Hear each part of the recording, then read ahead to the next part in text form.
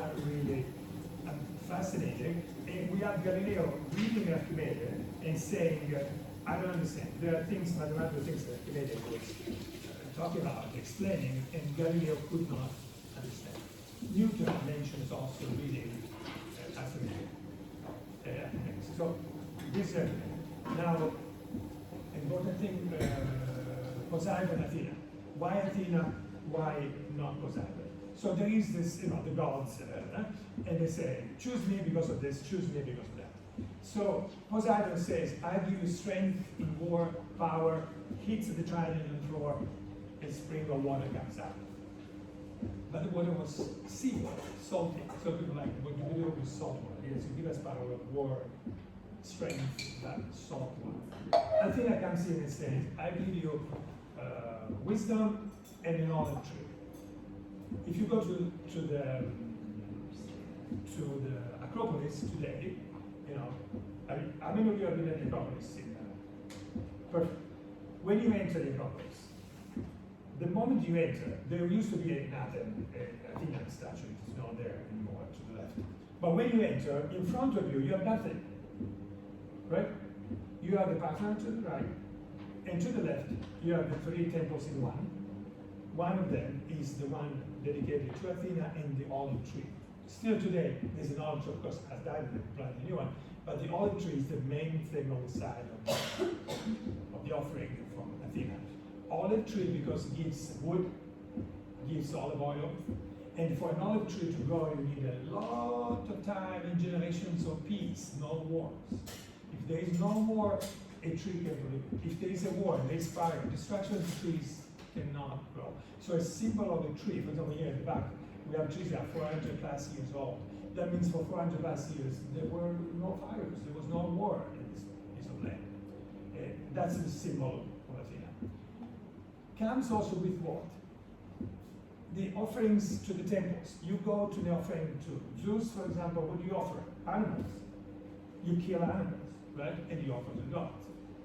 But if you are vegetarian, what do you choose? The olive tree. Can you see that? Major difference. Ulysses being told by different oracles, when you go to Sicily, don't kill the animals, the sacred animals of Apollo. And there are, the 7 tribes, 54 tribes, specifies numbers. Don't kill them, because if you kill them, you're not going to go back home alive. Right? Another oracle says, watch out, when you come back from Church yourself, from south of Rome, tells if you go back to Sicily, don't stop by Sicily. Because if you kill one of the sacred animals of Apollo, what does it mean? That these animals could not be killed. Who doesn't kill animals? Vegetarians.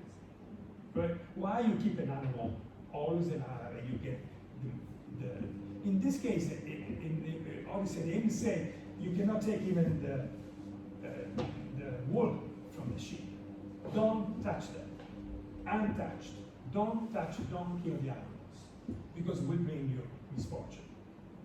At the time when, at the same time, you will kill animals to convince the gods to your side.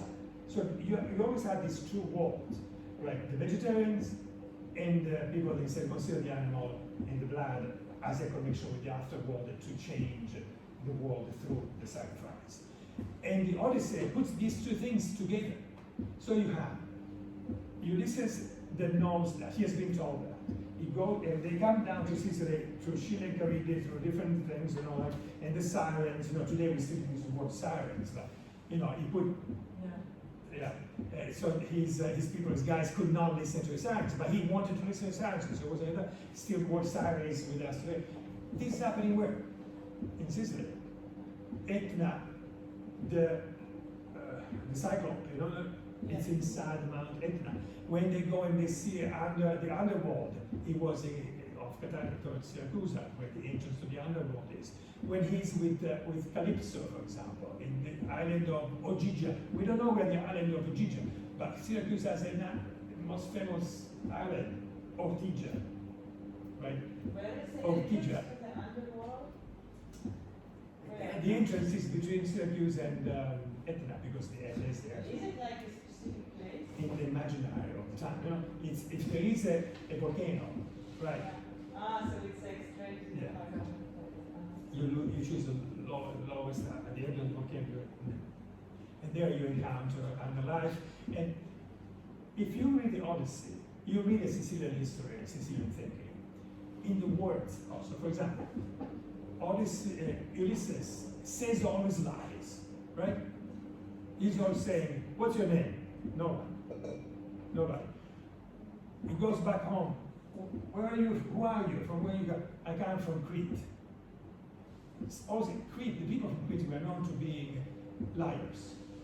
And one of the great paradoxes was like, "Are you from Crete?" Yes.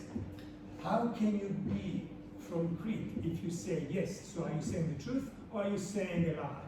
The paradox was built around the concept of the people of Crete. There is another story there where these people came from that migration, from the Indo-European migration. But let's go back to the Odyssey. Then you have, he has built a new family with Calypso, right, in the Ogygia island. You know the story of Calypso? The Calypso, the beautiful lady with all the veils, you know, the 7 veils, and Odysseus is saying, you know, I want to see under the veil, and she's like, no, you cannot see me through it, maybe one veil at a time. There's all a ritual about the veils and Calypso. He has 3 kids with Calypso, so he was with Calypso a long time, for 12 years, long time. And now here is Ulysses. Yeah, he had a life with her, right? A family. And he was in a rock here in Sicily, looking at the sea towards Ithaca, which was across on the other side. He was like, I want to go back to my Penelope. I want back to my Penelope. But then I have Calypso here. What do I do now? I abandon this as well as I abandoned before Penelope. And before Penelope for the war of Troy, he did not want to go to war. Ulysses did not want to go to war. He actually was lying, hiding himself under the spoils of a country worker, right? He went, and then they found us. As Ulysses, why are you hiding? You have to go to the Troy War, and then that's where we stand. So Ulysses represents this lies and truth, veritas, aletheia. There's all a philosophy about truth. For us today, one of the most important things is what? Fake news, truth. Right? We don't know what's going on. Everything's like, is this true? Is it fake news? What is truth? Go to Odyssey, 3,000 years ago, and you find so many different explanations of truth. So you have a scientific truth, for example, which is Calypso. Calypso, the veils, the apocalypse. You know apocalypse, right? St. John, the apocalypse. Apocalypse is what? The revelation. A truth as a revelation. The truth is being revealed to you. St. John was looking under the veils of Calypso, the love of Ulysses, and finds that revelation, the St. John apocalypse of the Bible. Right? Or you have Einstein in Paris, sitting at the university, reading thesis, and there is this French guy, Italian guy, De Broglie from the French, and he's presenting a thesis, and he was considered a very smart guy. And the professors were saying, either this guy is too smart or he's cheating all of us, and we have no clue. So they call Einstein for the session.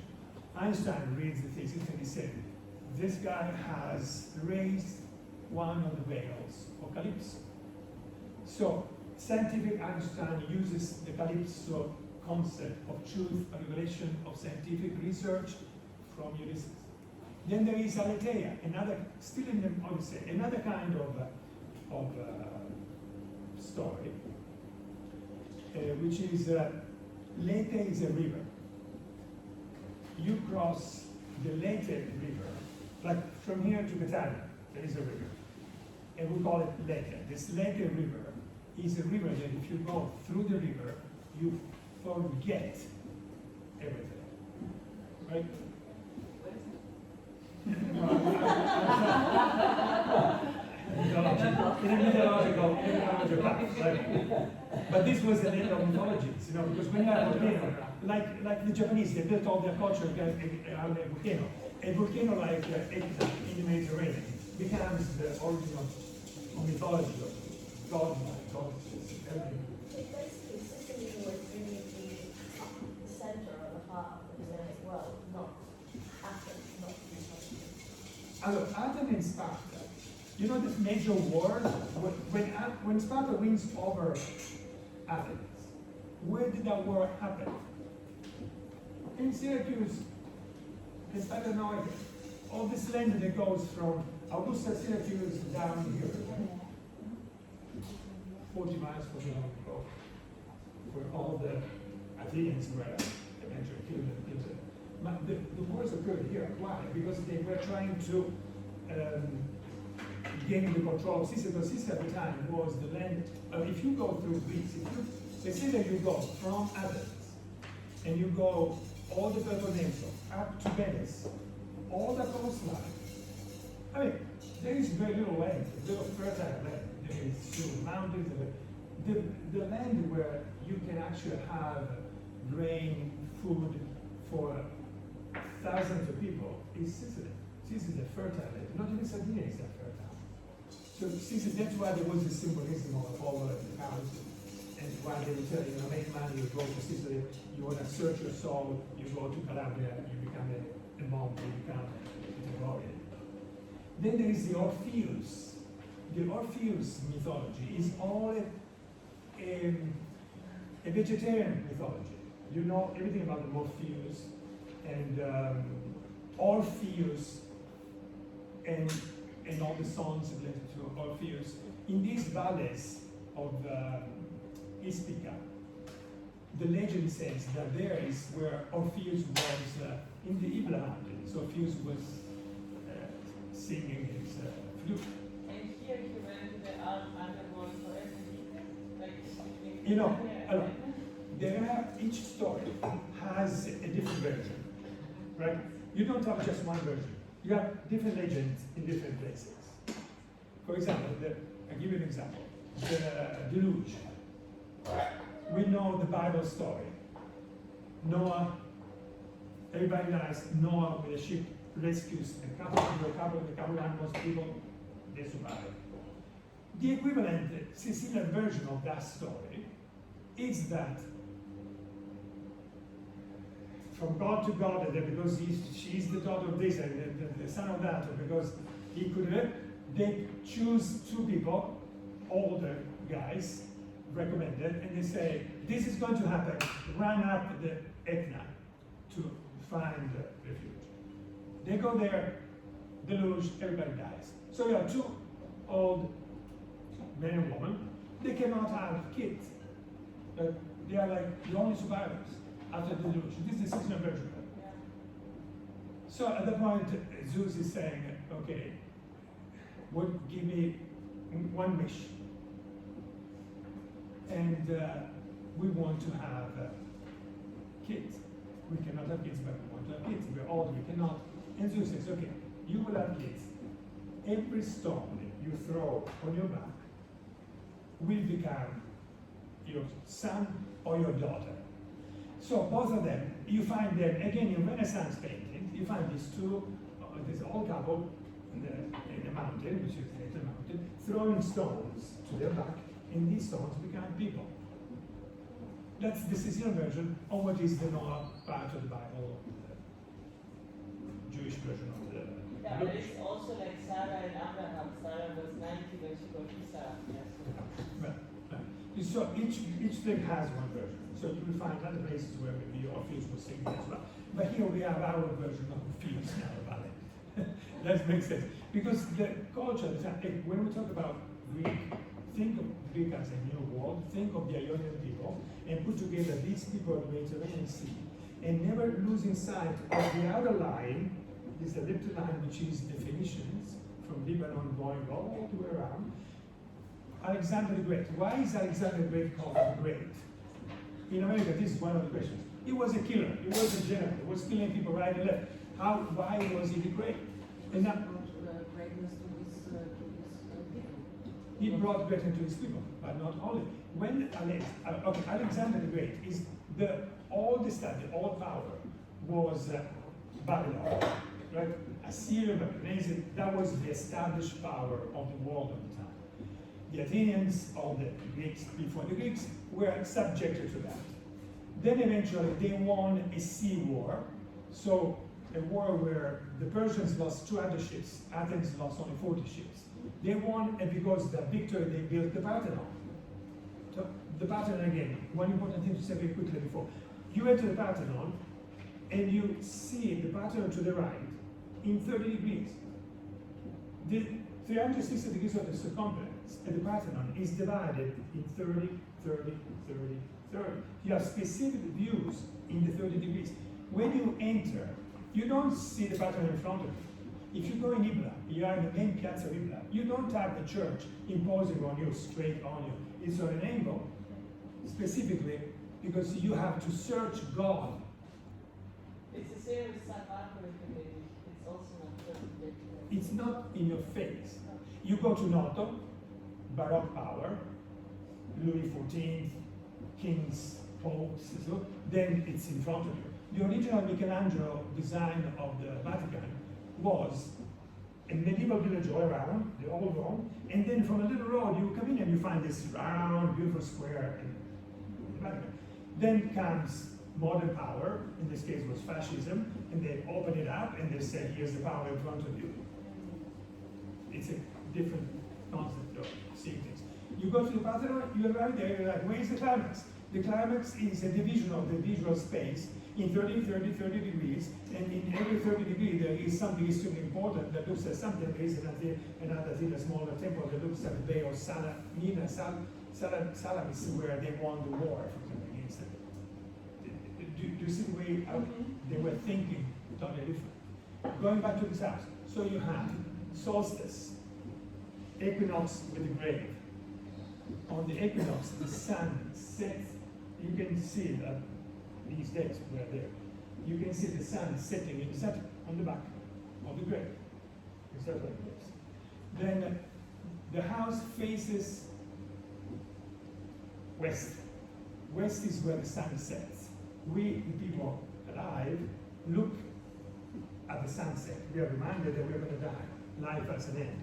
Every day it ends. We don't know if there's going to be a new sun the day after. Let's hope there's a new cycle sun. But one thing for sure, we know that we are going to die. So my view, my terrace, my door for my living faces my future, which is the sunset. Instead, if I'm dead, I'm already in the sunset. I don't need to look at the sunset. Right? I look at what? Eternal life. The sun that I hope on the equinox